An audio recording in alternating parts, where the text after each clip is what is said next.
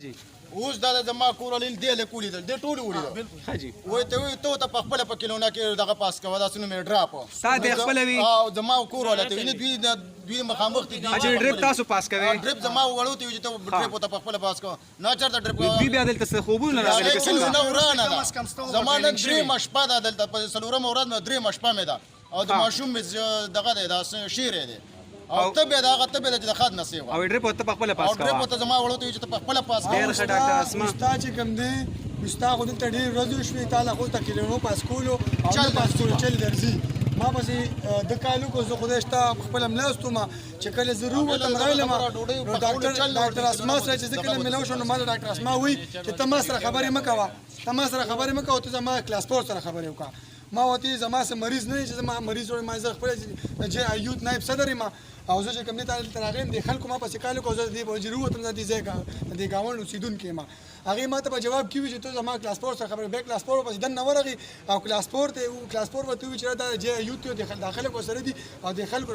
کو د خوب روخ کو او د کور روخ د خوب را پاسو دی ام اس خو هغه بیا هغه سره ما خبرې وکړې نو ما ته وی هغه ما ته وی چې دا سټاپ مسله تاسو چې بدی معنی کوم دی ام اس سره خبرې وکړي سبا ام اس سره خبرې وکړي ما چې سبا ام اس سره خبرې کوم نو اوس دا کوم ماشومان چې دی بس جواب دا سبا پورې مړی دا ما سبا پورې مړ پراتی بیا راغی نه بعد چې کله موږ وروته دا خلک ما راټول کړل نو ډي مس ته کالو کو ډي مس راغی ډي مس ما ته خپل یو صفای شروع کړه ما ته وی چې دا دی زور کې ما وزټ کوم زه دا کوم ما ته وزټ مکوا ته دا مریضان داخله دي ته ولاړ دي دا مریضان بهر راغلي ټول ولاړ دي ته دا وګوره هغه مریضان او ورسره ټول په جړه شو هغه سره بدتمیزي شروع کړه ما وته په جواب کې وی چې ته په دې سره بدتمیزي مکوا د دوی ماشومان بیمار دي یو وته وی یو چاچا وته وی چې ما یو زوی دی او هغه باندې دونه سخت تیریږي زه چې جنگ نه کوم زه بس کوم هغه ته الټا د تسلی په ځای باندې وسره هغه بدتمیزي شروع کړه بعد هغه نه بعد موږ ټول یو کې ولا خلک ته پوښتنه کوي لا یو کې ته دا وومن اینڈ چلډرن هسپتال دی درزړو وومن اینڈ چلډرن هسپتال دی دی واشه لګلا اس دغه نشته بل چې کوم دی دا قصابخانه را په دې بار چې کوم دا میډیکل سټور دي سرکاري دوايان ټول ځکه خرڅيږي دې ځنه چې کوم دا خلک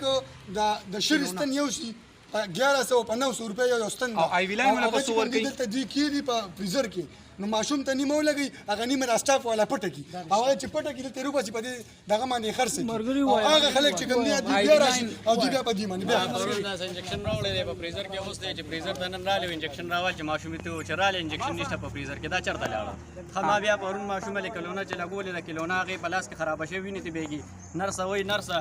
وای نه شو یا زه خو زما ډاکټر سره ښه ډاکټر دی ډاکټر وای نرس ته وای چې نرس پسې لاړم نرس وای رزنه شم لګولې نو دا بس کې زما ماشوم دغه شانتي پرې هغه راک نوی ای ویلاین په څو درکې په فارمیسي کې کلونه را له 300 په 230 باندې په 230 هسپتال کې خپل کلونی موجود دي هغه دوی په خپل خرڅي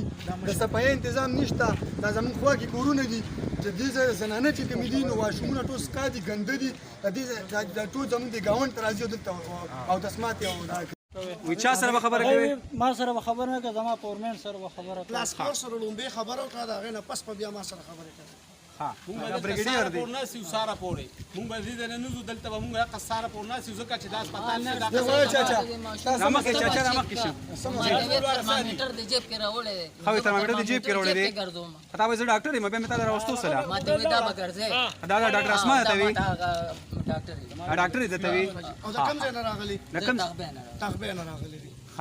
دې مې مړوي دا څومره مونږ دې دلته وزیر اعلی راغی هغه ته مونږ وی چې دلته بیل ام اس پکار دی دلته بیل سټاف پکار دی دلته بیل انتظامیه پکار ده دلته دا کرپټ خلک دي او دغه غلو د پاره د اغلا د پاره دلته په دې هسپتال کې په کروڑونو روپۍ غلاګانې وکړي دا څومره وارثه چې دلته به ټول مونږ صاحب د سار بانګه پورې ناست یو انشاءالله سبا بیا د دې لپاره مونږ لایحه عمل پرې کوو د جماعت اسلامي ټول کارکنان به هم راځي او مونږ دلته رابطې هم کړي انشاءالله دلته به دې تشپه کوو ځکه چې دوی بس باقي داسې نه سمیږي دوی ته ماښام نه پس لاړ شي کورونو ته او دلته مریضان غریبانان چې کوم دي ځان له په تکلیف کې په مشکل کې وارثه چې کوم دي هغې ورسره ځان له تکلیف کې اوس دا د شپې 12 بجه ده چې مونږ سره رابطې وشو دا غریبانان چې کوم دي دوی ماشومان دلته ذلیله شو دلته په تکلیف کې دي نو دا هسپتال چې نه دی دا قصابخانه ده نو دا بیا بند کړی شي